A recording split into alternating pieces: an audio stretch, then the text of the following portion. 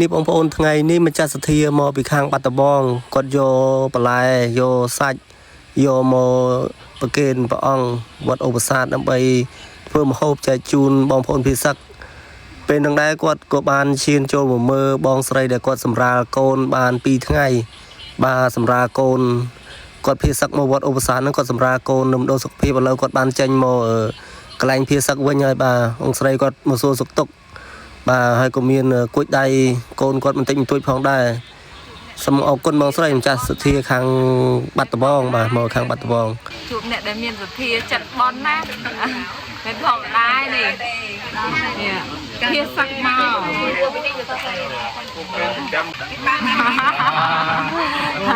បងបានបត់ឡើង3ព្រះអង្គបានដាក់ប៉ុនយ៉ាងគាត់ថាបងមានទីទៅបាន3នេះហើយញាត់តលៀកមិនទាន់សម្រាលដល់អត់បានសំណាងសោះទៅមកអរគុណទៀតមកយកបានមកបាន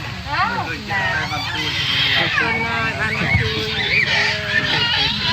វិញសុខសប្បាយសុខចិត្តអរនៅសុខគ្រូមួយបានស្ទាបបានពីសម្រាប់គ្រូ